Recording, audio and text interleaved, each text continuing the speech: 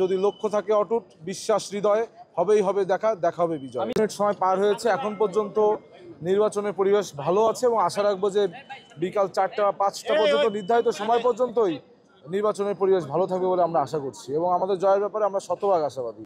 শিক্ষার্থীদের উদ্দেশ্যে আমরা বলতে চাই, বিশেষ করে যারা অনাবাসিক শিক্ষার্থী, যে আপনাদের উপস্থিতি বদলে দেবে পরিস্থিতি। সুতরাং আপনারা সকলে আপনাদের ভোটাধিকার প্রয়োগ করতে আসুন। আপনারা জানেন গত 17 বছরে 4.5 কোটি তরুণ প্রজন্মের 4.5 কোটি ভোটার তারা কখনো ভোটাধিকার প্রয়োগ করতে পারেনি।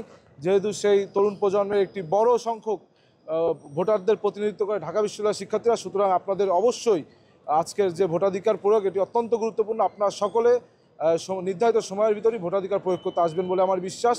এবং আমি একটি কথাই বলতে চাই যে যদি লক্ষ্য থাকে অটুট, বিশ্বাস হৃদয়ে, হবেই হবে দেখা, দেখা হবে বিজয়। না, আসলে কেউ তো বাধ্য করেনি যে বের হয়ে যাও, একটু সময় লেগেছে কিন্তু ভোট দিয়েছি। এটা আসলে 10 থেকে 12 মিনিট লেগেছে। না, আসলে আমাদের প্রার্থীর সংখ্যা অনেক, বিশেষ করে সদস্য পদে প্রায় 210 জন বা সামথিং এর বেশি, যার কারণে আমার মনে হয় এটা একটু কষ্টসাধ্য ব্যাপার। আমার নিজেরও কষ্ট হয়েছে। আজকে ভোটের দিন, আজকে আর এসব বলে তো লাভ নেই, এগুলো পূর্বে বলেছি কিন্তু ব্যবস্থা নেওয়া হয়নি।